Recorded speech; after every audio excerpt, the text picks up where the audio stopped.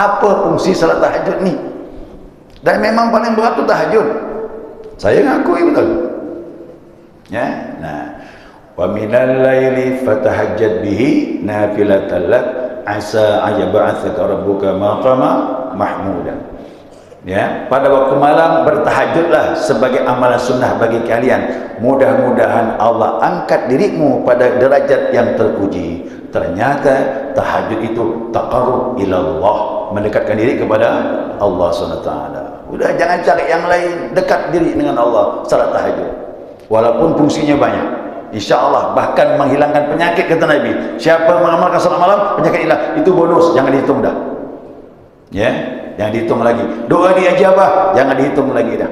Pengampun diterima Allah, jangan dihitung lagi. Itu bonus semuanya. Tapi yang jelas taqarrub ila Allah.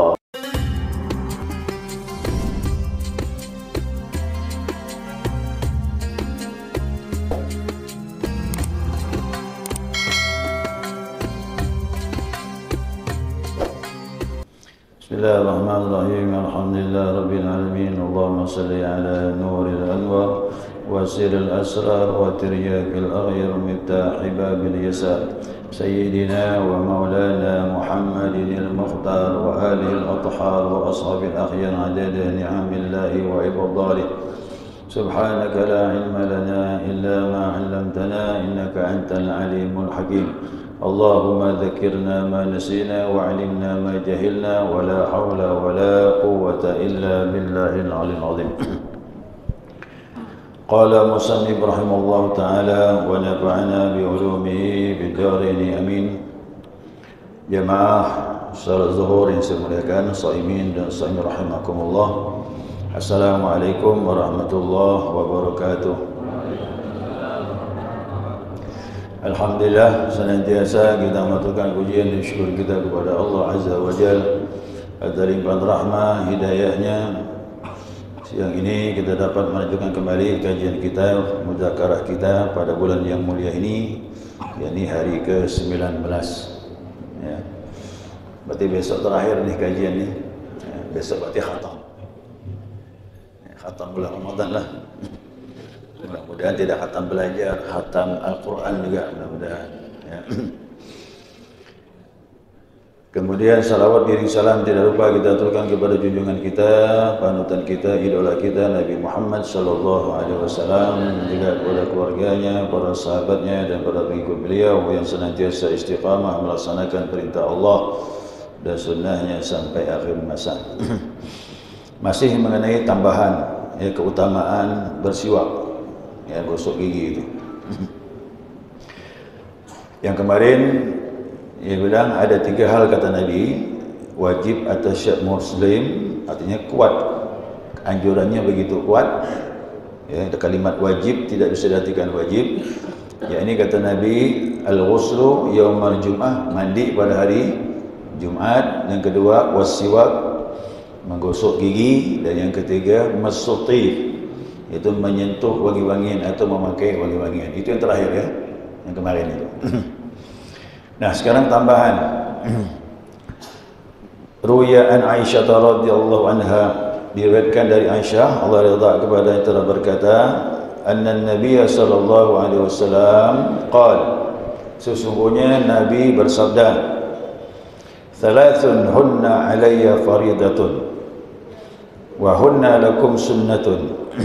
Kata Nabi ada 3 hal yang itu semuanya bagi aku wajib. Nah, untuk aku wajib kata Nabi, untuk kalian sunnah. Nah, jadi ada hukum yang berbeda antara kita dengan Nabi SAW. Ya, ada yang pada Nabi itu wajib, pada kita sunnah. Nah, apa saja di sini disebutkan ada 3, padahal ada yang lain lagi ya, ada hadis yang lain. Ya, ini kata Nabi as-siwaku wal witru wa qiyamul lail. Yang pertama diwajibkan bagi aku kata Nabi bersiwak. Berarti gosok gigi itu bagi Nabi itu wajib. Ya, bagi kita sunnah. Tapi sunnah tetap anjuran kan, tak bisa ditinggalkan. Yang kedua kata Nabi yakni witir. Ya, witir bagi Nabi itu hukumnya wajib. Kita sunnah. Tapi sunnah kita ini sunnah muakkadah. sunnahnya sangat kuat sekali. Bahkan ada ulama yang berpendapat wajib. Siapa? Abu Hanifah, Imam Hanafi. Imam Hanafi berpendapat witir itu wajib. Ya, kita tidak. Karena udah ada kaidah nih. Tatkala ada seorang masuk Islam di hadapan Nabi SAW, dia bersyahadat depan Nabi. Nah, katanya dia bertanya, ya Rasulullah, setelah aku syahadat ini, apa yang diwajibkan kepada aku? Nabi bilang, as-salawatul khamsu, salat 5 waktu. Hal alayya ghairuha, adakah yang lain bagi diri aku? La, illa tatawu, tidak ada, melainkan sunnah. Berarti selain 5 waktu hukumnya sunnah. Tapi Imam Hanafi berpendapat witir wajib. Kenapa? Hadisnya terlalu banyak. Ya, hadisnya terlalu banyak. Bahkan ada yang mengatakan al-witru haqqun ala kulli muslim. Witir itu hak bagi seorang muslim. Imam Hanafi berpendapat hak itu diartikan wajib. Ya, sampai seperti itu. Nah, karena khilaf ulama, ada yang mengatakan wajib, ada yang mengatakan sunnah. Walaupun banyak mengatakan sunnah, itu menunjukkan betapa besarnya salat witir. Kalau begitu, jangan ditinggalkan. Ini enggak, kita ini kan kadang-kadang kenal witir itu Ramadannya habis tarawih, habis Ramadan wassalam, selesai kan witirnya. Padahal witir itu fi Ramadan wa ghairihi, baik bulan Ramadan maupun di luar bulan Ramadan. Nah, caranya bagaimana? Ada orang yang mampu bangun tahajud, maka witir dilakukannya setelah salat tahajud. Tapi ada orang yang tidak istiqamah salat tahajud, kadang tahajud, kadang tidak, banyak tidak daripada tahajud. Ini dimaklumi juga. Kenapa? Belum ada kemampuan untuk bangun malam istiqamah, maka witirnya dikerjakan awal malam. Seperti tarawih itu awal malam. Di luar Ramadan boleh juga awal malam. Setelah ba'da Isya boleh, atau sebelum tidur boleh. Yang jelas jangan tinggalkan witir. Karena witir bagi Nabi wajib. Kemudian ada 2 sahabat yang berbeda melakukan, ya, yaitu Abu Bakar dengan Umar. Kedua-duanya melaksanakan witir. Witir itu berbeda. Abu Bakar melaksanakan witir awal malam, Umar mengerjakannya setelah tahajud. Nah, itu dia. Lalu disampaikan oleh Nabi Muhammad SAW. Kata Nabi, Abu Bakar itu menjaga agama. Kenapa? Dia tidak bisa memastikan apakah bangun malam atau tidak, maka dilaksanakanlah witir awal malam. Makanya siapa witirnya awal malam lebih menjaga bagi mereka yang tidak istiqamah bangun malam. Tapi Umar bil azam, dengan keyakinan, kesungguhan, dia sudah biasa bangun malam. Itu Umar. Jadi Umar tiap malam bangun tahajud, maka witirnya dimundurkan setelah salat tahajud. Jadi kalau tarawih ini seandainya ada jamaah yang keluar, boleh jadi witirnya nanti setelah tahajud. Tapi kalau imam jangan. Imam harus memimpin jamaah. Selesaikan memang witir itu. Ya. Nah, kemudian wa qiyamul lail, salat malam, tahajud. Bagi Nabi tahajud wajib, witir wajib, kita sunnah. Kalau seandainya bagi kita wajib gimana? Berat. Dan super berat ni tahajud.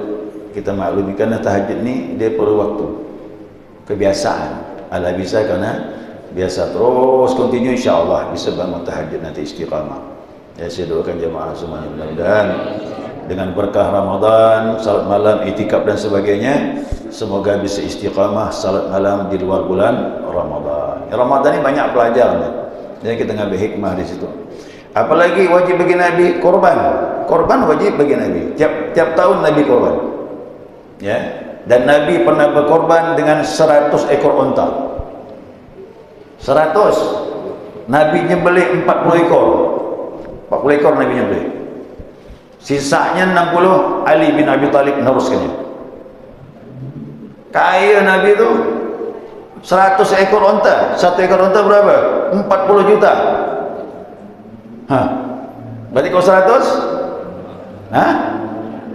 4 miliar Pak. 4 miliar Nabi berkorban. Susah cari orang sekarang korban sebesar itu. Berarti Nabi kaya. Kenapa? Nabi tak takut miskin. Kita ni kok nyembelih unta satu ya, sapi satu ada mungkin hitung-hitung dah tu. Ya kan? Main hitung-hitungan kita ni, ini ada 24 juta ni, 25 juta ni. Iman kita tak sama dengan Nabi Muhammad SAW. Ya. Dan masih banyak yang lainnya, ibadah-ibadah yang Nabi wajib, kita hukumnya sunnah. Kemudian waqala sallallahu alaihi wasallam, hadisnya berikutnya Nabi menyatakan, tayyibu afwahakum, ya, harumkan mulut kalian bisiwak, dengan menggunakan siwak. Fa innahu tariqul Quran, sesungguhnya ia adalah jalan Al-Quran. Wangikan maksudnya apa? Hilangkan bau tidak sedap pada mulutmu sebelum baca Al-Quran. Itulah dia. Maka sebelum baca Al-Quran, bersiwaklah, gosok gigi. Ya, ini jamaah nih, sama tahu. Kan baca Quran nih, ada baca Quran kan? Kadang juga tidur di masjid. Begitu mau bangun, baca Quran gimana? Nah, pergi ke tempat wudu, bawa siwak tak? Tak bawa siwak. Kalau tak bawa siwak, pilihan keduanya. Ini Imam Nawawi beritahu. Imam Nawawi mengatakan kalau ada siwak bagus. Kalau tidak ada siwak, pakai sesuatu yang seratnya kasar. Kain boleh, kain yang kasar pakai itu. Boleh. Tak masalah. Pakai ujung baju kita boleh ni. Tak apa-apa lah, baju kita bukan baju orang. Boleh, tak masalah. Nah, di Arab pakai siwak, di sini orang dulu maaf pakai kulit pinang. Lihat itu orang tua kita yang makan pinang tu apa? Nyirih. Kulit pinang diracik itu. Dibuang kuningnya diracik itu. Itu siwak tu. Nah, kalau pun itu tak memungkinkan, nah, yang terakhir mana? Nah, ini jari jadi siwak. Begitu. Itu minimal lah kata Imam Nawawi. Minimal menghilangkan bau. Kemudian silakan baca Al-Quran, sunnah. Kenapa? Baca Al-Quran itu hakikatnya kita ngomong dengan Allah. Itu hakikatnya. Ya, baca Al-Quran itu. Nah, beginilah adab-adab yang disampaikan Nabi Muhammad SAW. Ini hadis Imam Tabrani dari Ibnu Mas'ud dengan sanad yang hasan. Ya. Bahkan dikatakan takhallalu fa innahu nazafatun. Hendaklah menyela-nyelai, sesungguhnya itu termasuk kebersihan. Wan nazafatu tad'u ilal iman. Kemudian kebersihan itu mengantar engkau kepada iman. Wal imanu ma'asabihi fil jannah. Iman itu mengiringi orang yang bersangkutan menuju ke surganya Allah Subhanahu wa taala. Apa makna menyela-nyelai? Hilangkan sisa makanan pada mulutmu ya sebelum kita beribadah. Gosok pakai siwak, minimal kumur-kumur. Minimal berkumur itu. Siapa yang salat baca Quran ada sisa makanan itu makruh hukumnya. Dalam salat lebih berbahaya lagi. Habis makan salat maghrib. Nah, wudu belum batal, masuk waktu isya. Kemudian setelah isya berjamaah, tidak gosok gigi, tidak bersiwak, tidak kumur-kumur. Begitu salat isya, baru 2 rakaat keluar pula dia dari sela-sela gigi. Udah keluar, ditelan. Batal tuh, sama dengan makan, walaupun sedikit. Ya, walaupun sedikit. Ya, seperti itu. Nah, kemudian waqala sallallahu alaihi wasallam, Nabi bersabda, rahimallahu mutakhallilin min ummati fil wudu wat ta'am. Semoga Allah merahmati bagi umatku, kata Rasulullah, yang menyela-nyelai rambutnya pada waktu berwudu dan menyela-nyelai giginya setelah makan.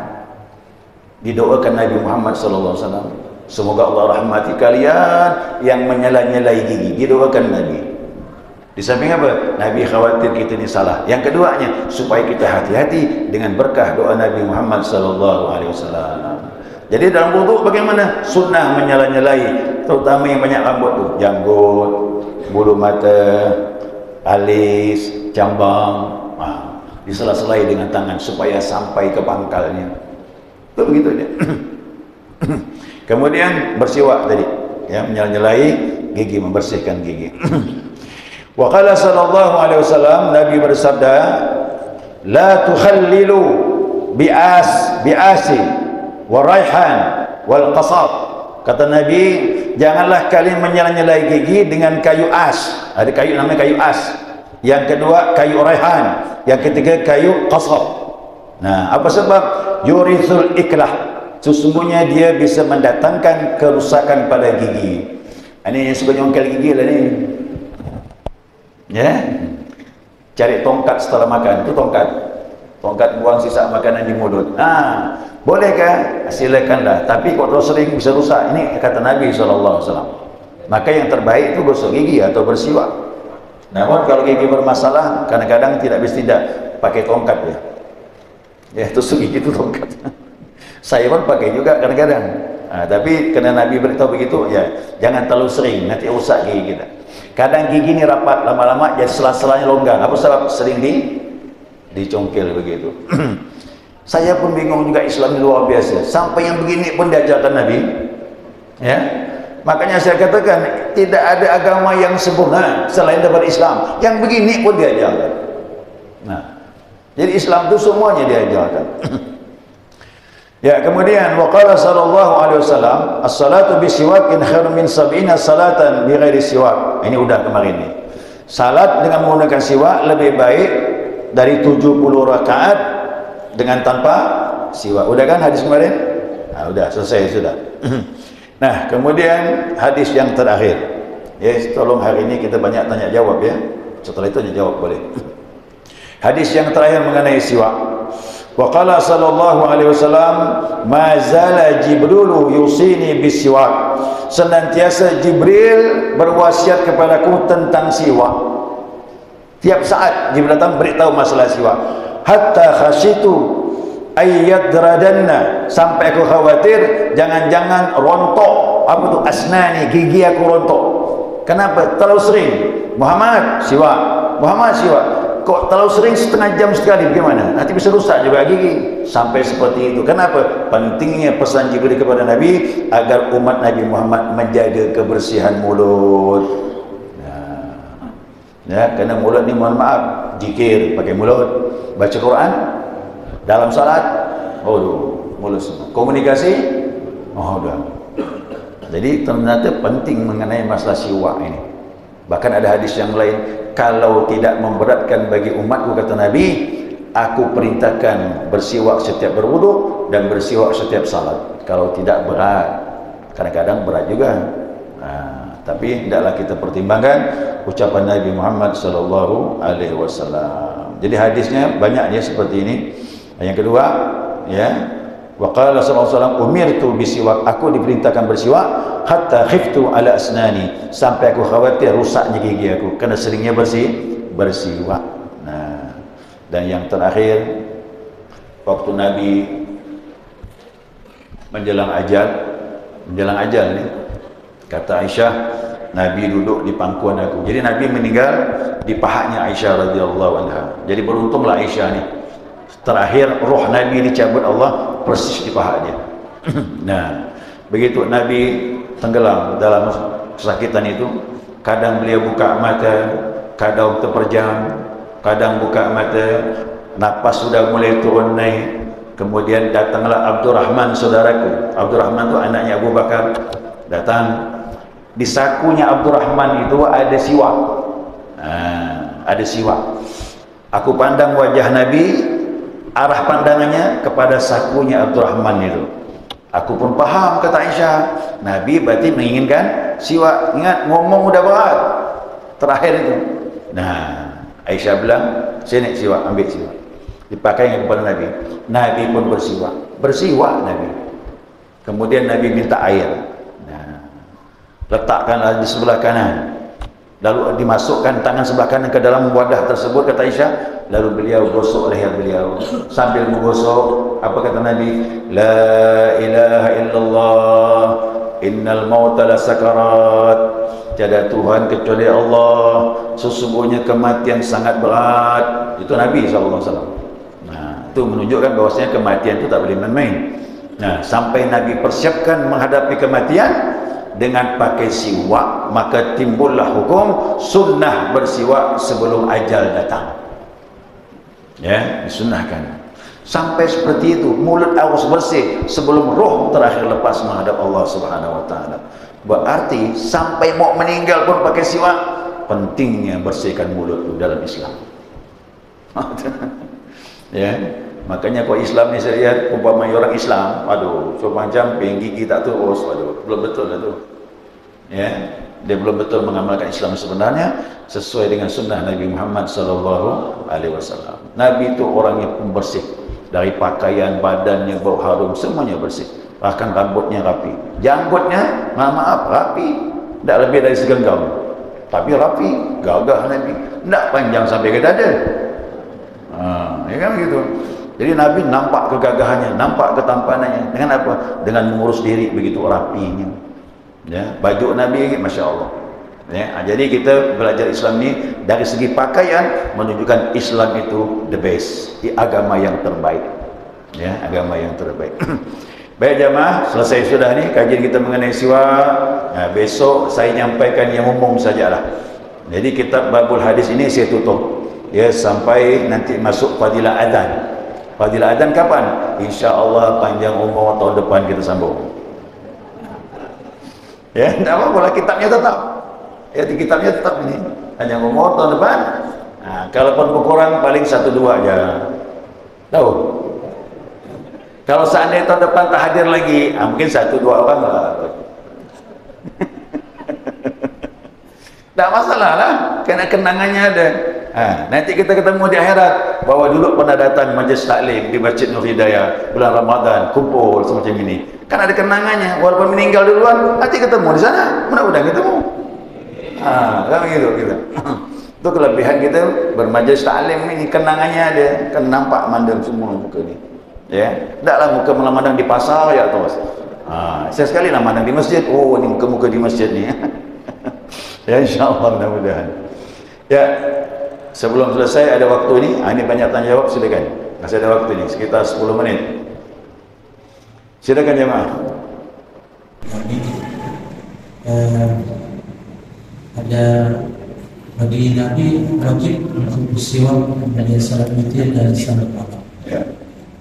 Jadi pentingnya bahwa siwak witir dan salat malam itu mungkin bisa disampaikan kepada Ustaz hadis yang membuat salat witir itu penting bagi Nabi dan salat malam itu penting bagi Nabi. Mungkin ada hadis yang bisa membuat kita lebih untuk melaksanakan salat witir itu jadi wajib bagi kita. Ada hadis yang mungkin membuat kita lebih bersemangat untuk melaksanakan salat witir, salat malam tersebut. Terima kasih. Assalamualaikum warahmatullahi wabarakatuh. Tidak ada gunanya salat sunnah kita kerjakan kalau yang wajib belum sempurna kita jaga di waktu dan waktunya. Nah, makanya salat fardu itu mutlak sudah kewajiban bagi setiap muslim. Kemudian ada lagi salat sunnah, qabliyah, ba'diyah, rawatib. Apa fungsi rawatibnya qabliyah, ba'diyah? Qabliyah, ba'diyah itu menyempurnakan kekurangan salat fardu.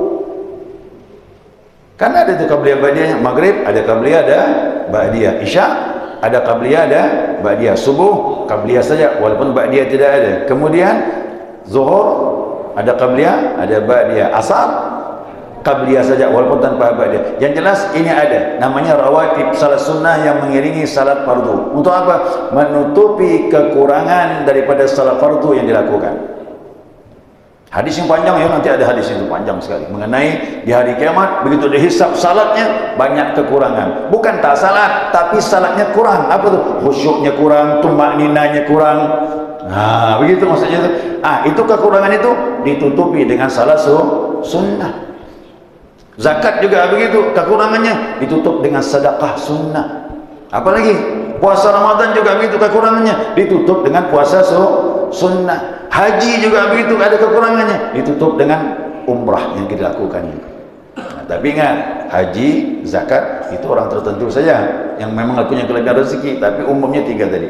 Syahadat dah pasti, salat dengan puasa. Nah, kemudian salat duha.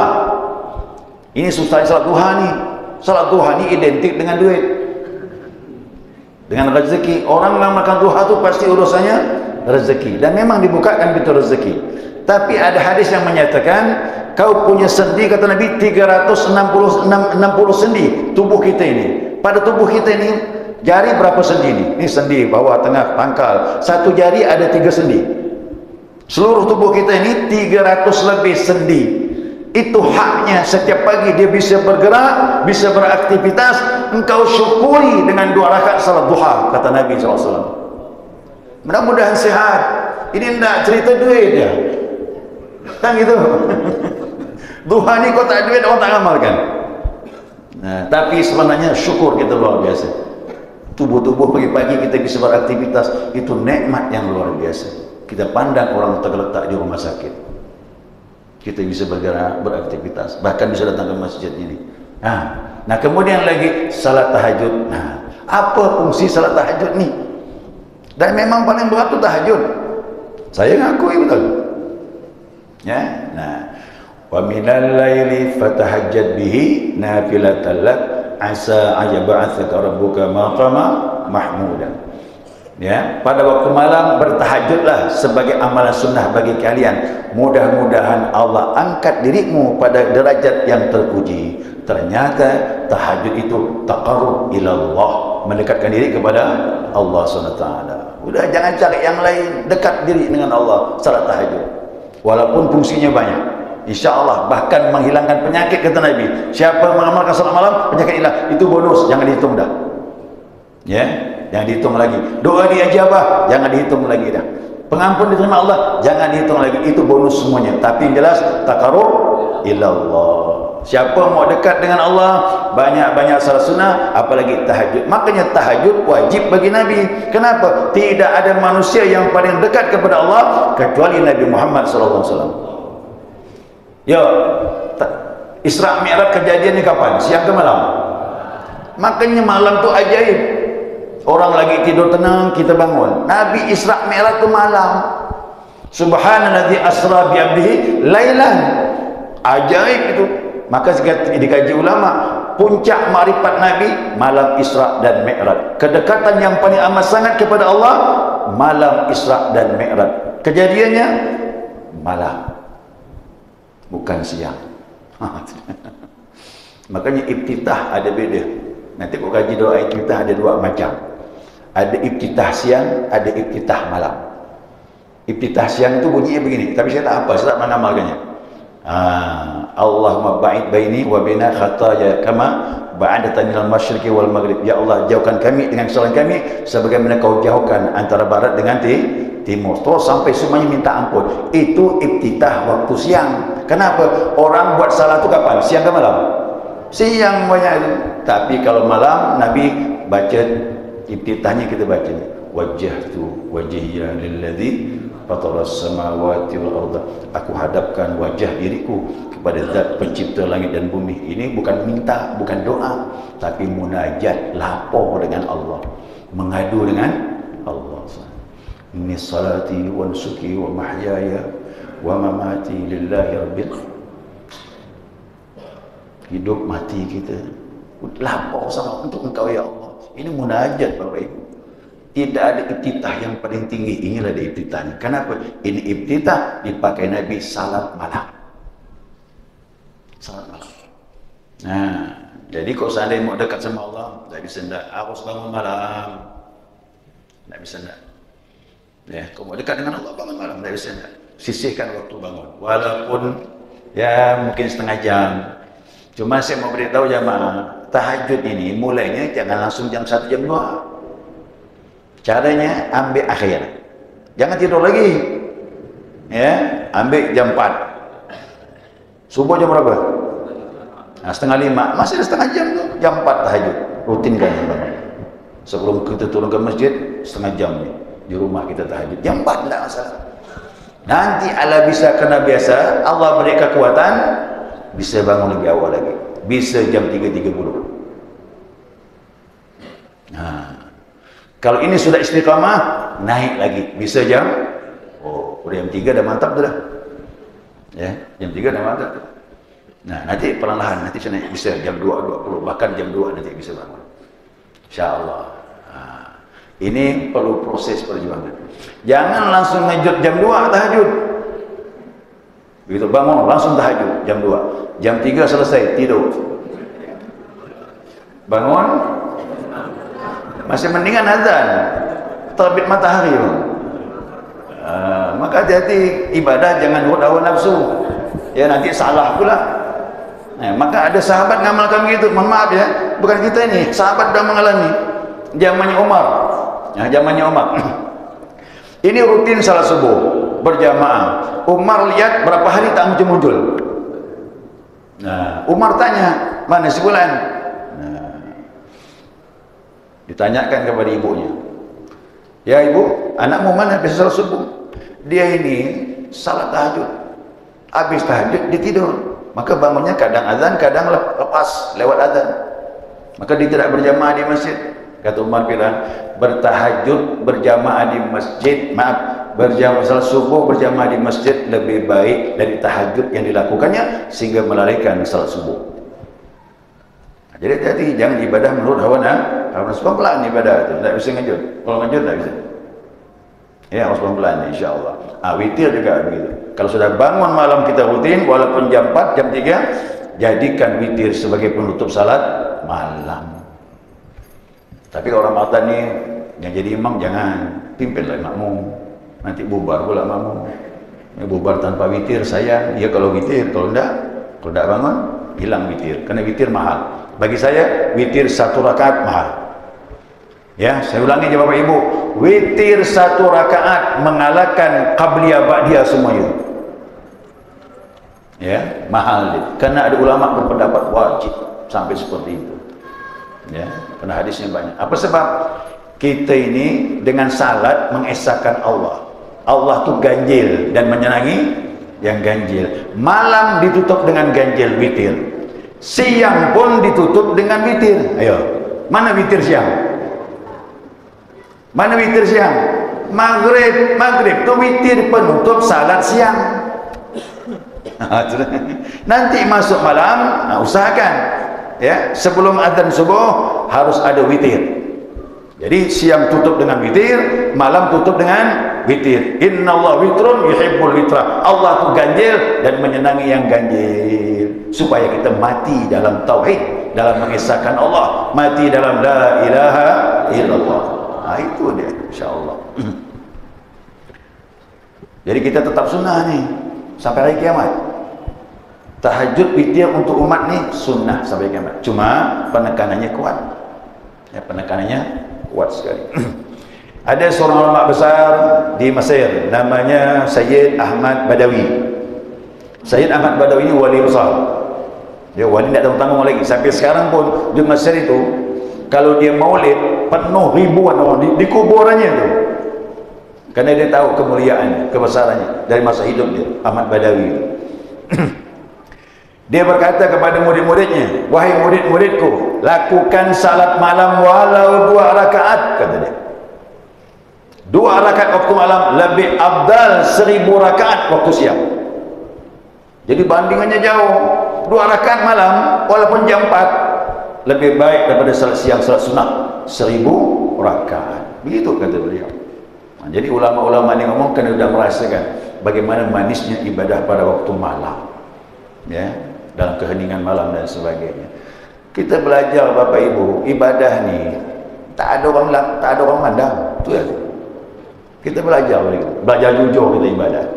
Isteri tak mandang, anak tak mandang, kawan tak mandang. Tengah malam siapa yang mandang?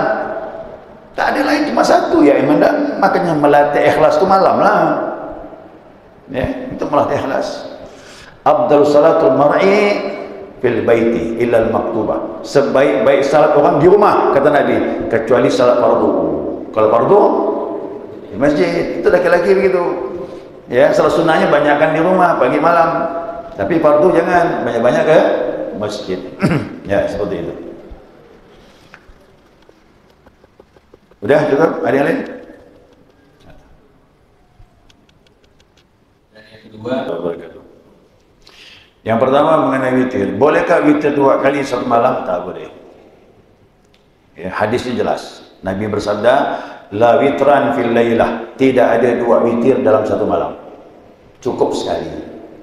Kalau sudah melaksanakan witir awal malam setelah tarawih, bangun nanti malam cukup tahajud atau salat-salat yang lain, jangan salat witir, tak boleh ya. Jadi tidak ada 2 witir dalam satu malam. Itu penegasan dari Nabi SAW. Kemudian kalau bertanya jamaah bagaimana yang lebih baik, karena masjid ini ada 2 golongan. Masjid ada 2 golongan. Ada masjid yang gunakan witirnya 3 rakaat 1 salam, ada yang mengerjakannya 2 kemudian baru 1, 2 rakaat salam kemudian baru 1. Nah, ulama beri kelonggaran, memang diperbolehkan witir 3 rakaat 1 salam boleh, ya, boleh. Tapi ingat 3 rakaat 1 salam ini jangan pakai tahiyat awal, karena ada tasbih penyerupaan dengan maghrib. Nabi larang jangan serupakan witir dengan maghrib, maka dihilangkanlah tahiyat awal. Makanya saya susah juga nih kalau ketemu masjid dia minta witir 3 rakaat, ya masih boleh lah, tidak masalah, karena dilarangnya itu jangan menyerupai maghrib. Makanya tahiyat awal dihilangkan, cukup 3 rakaat 1 salam tanpa tahiyat awal, cukup tahiyat akhir sekali saja. Nah, tapi yang afdal bagaimana? Yang afdal tetap pisahkan, karena Nabi menyatakan, ini langsung ucapan Rasulullah SAW, as-salatu lail mathna mathna, salat malam itu 2-2 kata Nabi. Itu penegasan Nabi. Berarti tidak ada salatnya sampai 4, 5 begitu, walaupun boleh, tapi yang terbaik tetap 2 salam, 2 salam, 2 salam, terakhir baru 1. Jadi orang bertanya lagi, Pak Ustaz gimana niatnya ini? Witir apa? Tidak dikatakan witir, tapi minal witir, bagian daripada witir. Usalli sunnatan minal witri, ya Allah aku salat bagian daripada witir, rak'ataini lillahi ta'ala, bagian terakhir baru witir. Usalli sunnatal witri rak'atan, 1 rakaat lillahi ta'ala. Begitu dia. Ya, ada yang niatnya syafa', 2 pertama itu syafa' genap. Asalnya wasyafi'i wal watri, surah Al-Fajr, demi bilangan genap dan ganjil. Ada yang katakan syafa', aku niat salat sunnah syafa' 2 rakaat genap, boleh. Tapi yang mu'tamad niatnya minal witir, itu yang terbaik. Nah, kemudian adakah gunakan siwaknya? Ada caranya. Tanyakan orang biasa menggunakan siwak. Saya tak pernah menggunakan siwak, maka saya tak tahu cara menggunakannya. Yang biasa menggunakan siwak itu jelas, kalau tidak dari kitab itu dimulai dari sebelah kanan, ya, yang nampak gigi dia masukkan, jalankan, kemudian di bawah, ya, kemudian baru lantainya itu. Ada caranya, dan kita pada sebutkan. Nah, karena saya ini mama pakai gosok gigi, tak pakai siwak saya. Cuman setiap saya mau salat, saya sikat gigi tanpa odol untuk menghilangkan bau mulut saja, kayak siwak lah. Kau di rumah, tapi kau di luar ya mau diapakan? Tapi kalau mau pakai siwak lebih bagus, itu lebih terbaik, ittiba kepada Nabi SAW. Ya, jadi ada caranya siwak itu. Dah ya, baik. InsyaAllah besok terakhir kajian kita.